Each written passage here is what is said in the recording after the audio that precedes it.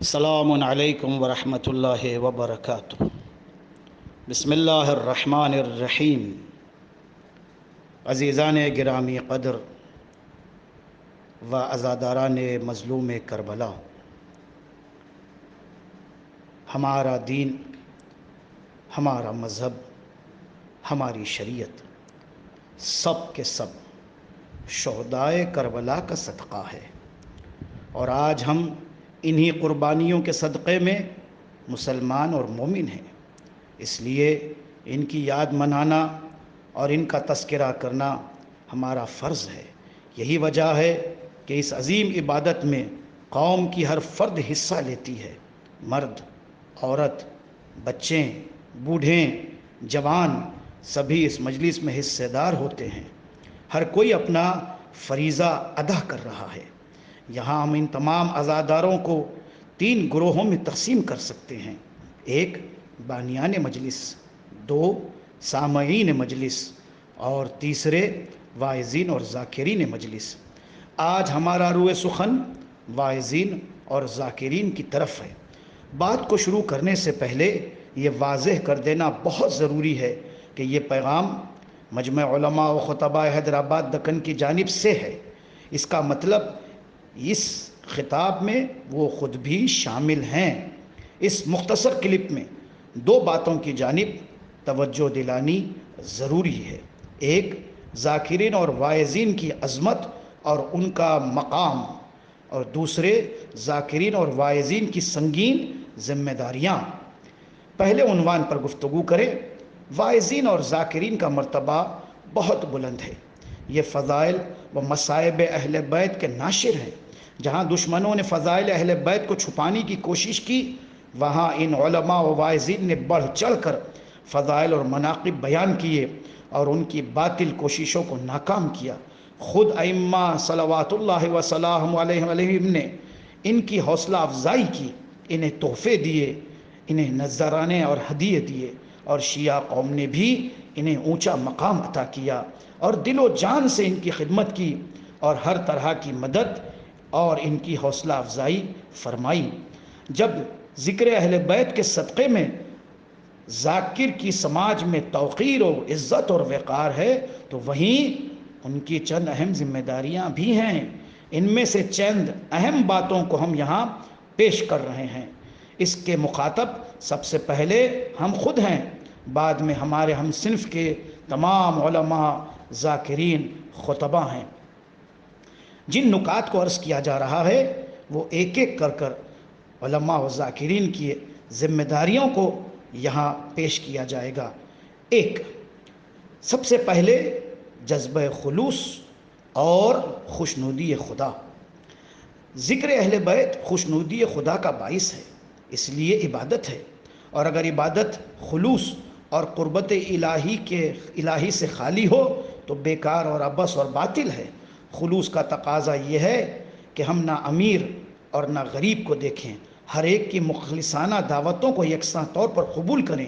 یہ ممبر صرف بانیان مجلس یا سامعین کی خوشنودی اور زور خطابت دکھا کر واہواہی لوٹنے اور بٹورنے کے لیے نہیں، بلکہ اسے تبلیغ دین، ہدایت اسلام اور فضائل اور مصائب اہل بیت کی نشر و اشاعت کے لیے رکھا گیا ہے، حق بیانی کے لیے بنایا گیا ہے۔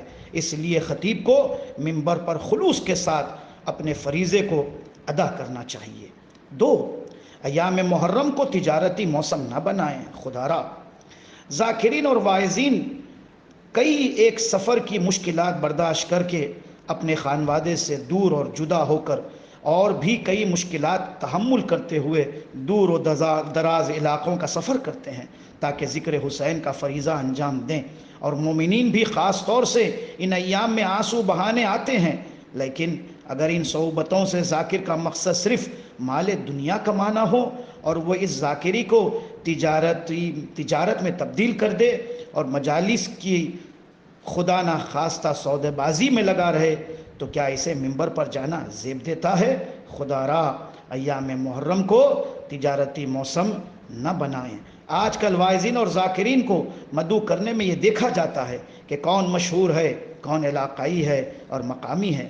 کس میں فن گویائی ہے اور کس کے ذکر میں لذت سماع پایا جاتا ہے، کس کی مجلس میں زیادہ واہ واہ ہوتی ہے اور سامعین کس کے نام پر زیادہ جمع ہوتے ہیں، انہی کو مدعو کیا جاتا ہے، جس کی وجہ سے ایسے ذاکروں کے نخرے بڑھ جاتے ہیں۔ گویا ذاکری کو کاروبار میں تبدیل کرنے میں کہیں نہ کہیں ہم اور بانیان مجلس کا بھی ہاتھ ہے۔ 3، ذاکرین اور واعظین کی جانب سے حق تلفی۔ بعض ذاکرین اور واعظین ایک ہی دن میں کئی عدد 15-20 مقامات پر ذکر کرتے ہیں، مگر دوسروں کو ذکر کا موقع نہیں دیتے، جبکہ دوسرے بھی اہلیت رکھتے ہیں۔ یہ اس لیے ہوتا ہے کہ آج کل واعظین اور ذاکرین کو مدعو کرنے میں اہلیت سے زیادہ ذاتی تعلقات، باہمی مراسم، دوستی اور گروہ بندی دیکھی جاتی ہے۔ اس قسم کی بندھنوں کو توڑنا اور مجلس کے آداب کو فاسد کرنے والے اسباب کو دور کرنا بھی خطباء و ذاکرین اور واعظین کی ایک اہم ذمہ داری ہے۔ بانیان مجلس کو دوسرے خطباء کی جانب متوجہ کروانا اور ان کی معرفی کرنا بھی آپ ہی کی ذمہ داری ہے، تاکہ دوسروں کو بھی اپنی صلاحیتوں کو پیش کرنے کا موقع ملے۔ اس طرح استحصال سے ہم بچ جائیں اور اس فہرست میں ہمارا شامل ہو جائے جہاں ہم دوسروں کے حقوق کا خیال رکھتے نظر آئیں۔ 3، ذکر اہل بیت میں اہلیت بھی ایک بہت اہم شرط ہے۔ ذاکرین اور واعظین کی اہم ذمہ داری یہ بھی ہے کہ وہ فضائل ہوں یا مصائب، تفسیر آیات ہوں یا تشریح احادیث، تاریخی روایات ہوں یا فقہی مسائل، ان تمام مطالب میں معتبر، مستند اور صحیح کتابوں سے بیان کرے، ایسی باتیں بیان کرے جو علماء و فقہا کی تصدیق شدہ ہو، اس لیے کہ عام لوگ جو کچھ ممبر سے بیان کیا جاتا ہے اسے صحیح سمجھ لیتے ہیں، اس لیے کہ سامعین میں ہر کوئی اہل علم اور تاریخ داں نہیں ہوتا کہ سچ کو جھوٹ سے تمیز دے سکے اور سچ کو قبول کرے اور جھوٹ کو وہیں رہنے دے۔ لوگوں سے بھی یہ گلہ ہے کہ لوگ یوں تو قانونی معلومات کے لیے متخصص اسپیشلسٹ کے پاس جاتے ہیں، چاہے وکلاء ہوں، اطباء ہوں اور کوئی پیشے سے تعلق رکھنے والے ہو، ہر مسئلے میں اس کے ماہرین سے رجوع کرتے ہیں، لیکن امور اسلام، مسائل دین، احکام شریعت، تفسیر اور قرآن اور احادیث و روایات کو ہر شخص سے سن کر قبول کر لیتے ہیں، بلکہ انہیں چاہیے کہ ان مسائل کو ان سے دریافت کریں جو ماہرین ہیں، معتمد ہوں، جن میں تقوی و دیانت بدرج اتم ہوں۔ 4، شکل و صورت اسلامی ہونی چاہیے۔ واعظین اکرام اسلام کے مبلغ ہیں، انبیاء اور ائمہ کے بعد لوگوں میں دین کی رہنمائی کے ذمہ دار ہیں، بشارت اور انذار کے فرائض انجام دینے والے ہیں، تو ان پر لازمی ہے کہ وہ منبر کا احترام کریں اور اپنا ذاتی حلیہ اسلامی رکھیں، داڑھی منڈے ہوئی یا مونچھ بڑھائے ہوئے یا ان لوگوں کی وضع و قطع کی پیروی کریں جو جہلا میں مقبول ہوں۔ ان کے غیر معقول حلیے میں ڈھلنا ایک ذاکر حسین اور وائس کے لیے زیب نہیں دیتا۔ بس آخر میں اتنا کہیں گے کہ آپ کی ذمہ داری بہت سنگین ہے، قوم کا سدھار اور بگاڑ آپ کے ہاتھوں میں ہے۔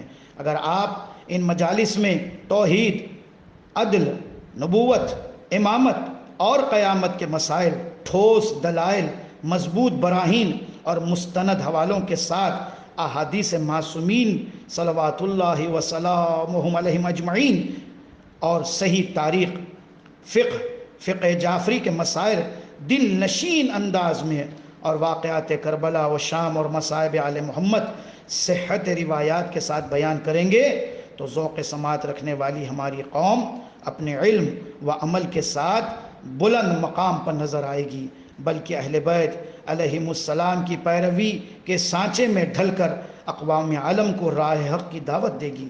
بس اتنا سمجھ لینا چاہیے کہ مجلس کا مقصد وہی ہے جو امام حسین علیہ السلام کی قربانی کا مقصد تھا، یعنی دین کی حفاظت۔ امام علی مقام نے دین کو خود پر قربان نہیں کیا بلکہ آپ دین کے لیے خود قربان ہو گئے۔ والسلام علیکم ورحمۃ اللہ وبرکاتہ من جانب مجمع علماء و خطباء حیدرآباد۔ وعجل فی فرج مولانا صاحب الزمان وجعلنا من آوانہ وانصارہ والتابعین لہ ما شاء اللہ لا حول ولا قوة الا باللہ العلی العظیم۔ آج بتاریخ 10 ستمبر 2020 بمطابق 21 محرم الحرام 1442 ہجری